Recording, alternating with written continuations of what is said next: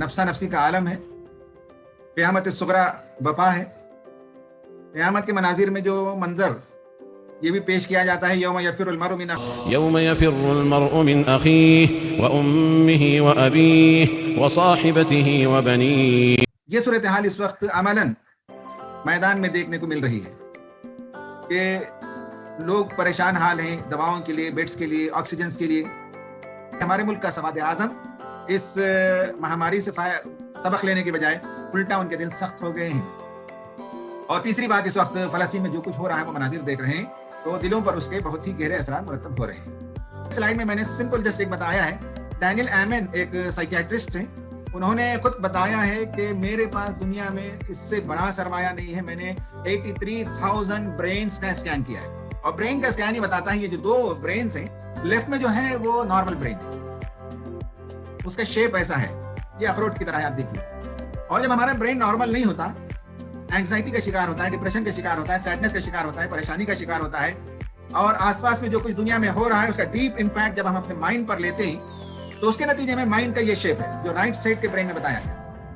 ये माइंड का शेप है, यानी ये है कि ब्रेन के अंदर जो है वो उस तरह के शेप्स पैदा हो जाते हैं। ये बिल्कुल वैसा ही जैसे आप बेड में सोफा में बैठते हैं या सोते हैं और फिर उठते हैं तो थोड़ा सा दब जाता है, फिर उसका नॉर्मल लेवल पे आता है, फिर दूसरे दिन सोइए फिर दब जाता है, फिर उठने के साथ थोड़ा सा डेप्थ होता है, फिर नॉर्मल होता है, फिर कंटिन्यूस इस तरह से बहुत दिनों तक ये सिलसिला जब जारी रहता है तो उसका मतलब ये है कि अब मैट्रेस जो है वो स्ट्रेन को लेने लगता है और वो उसके अंदर जो है वो गढ़ा बैठ जाता है।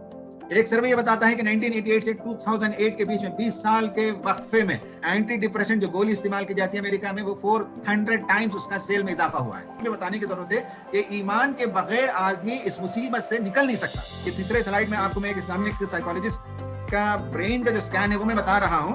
उन्होंने इस पर काम किया है, तफसील से बताया है कि ईमान कैसे ब्रेन को चेंज करता है, ब्रेन के शेप को चेंज करता है, जहनी सुकून अता करता है। ये तीसरा जो स्लाइड है देख सकते हैं कि लेफ्ट में एक ब्रेन है, राइट में एक ब्रेन है। लेफ्ट के ब्रेन में ग्रीन स्पॉट नहीं है, राइट में ग्रीन स्पॉट आप सामने के हिस्से में देख सकते हैं, सामने के हिस्से में जहां एरो दिखाया गया है। प्री फ्रंटल कॉर्टेक्स कहते हैं दिमाग का ये हिस्सा, यानी मैमेलियन ब्रेन, एनिमल ब्रेन और ह्यूमन ब्रेन में फर्क ये है कि हमारे ब्रेन में सामने एक हिस्सा अटैच्ड है जिसे हम प्री फ्रंटल कॉर्टेक्स कहते हैं। ये बहुत इंपॉर्टेंट है ह्यूमन एक्टिविटी में, ये सोचता है, गौर फिक्र करता है, ये हिस्सा डिसीजन लेता है, ये बहुत अहम हिस्सा उसका होता है। तो इसमें जितनी एक्टिविटी ज्यादा बढ़ेगी, जितना तफक्कुर बढ़ेगा, जितनी परेशानी बढ़ेगी, उतना जो है गशिंग ऑफ ब्लड होगा। और ब्लड का जब गशिंग होता है तो कभी कभी आप देखते हैं कि चक्कर आने लगती है, या कभी का ब्रेन वो है, उसका शेप आप देख सकते हैं जिसमें ब्लू हिस्सा जो माव कलर का है वो फैला हुआ है। इसके बरक्स ईमान लाने के नतीजे में जब आदमी बहुत सी चीजों को खुदा के हवाले कर देता है, यानी यह है कि शिफा देना अल्लाह ताला के हवाले है। कुरान मजीद में आया है वाइदा मरीज़्तु फहुव यशफीन, जब मैं बीमार होता हूं तो शिफा वही देता है। हमें ब्लड कम होने लगता है। यहाँ जब कम होने लगता है तो आप देखेंगे जो वायलेट एरिया है वो सुकड़ कर छोटा हो गया है, और ग्रीन जो एरिया है वो आप देख सकते हैं, यानी पीसफुल इनएक्टिविटी है। यहाँ एक्टिविटी ज्यादा नहीं है, हमारा माइंड सुकून आशना हो जाता है, इत्मीनान। जब एक तो यह है कि परवरदिगार अल्लाह ताला की मारिफत पैदा हो।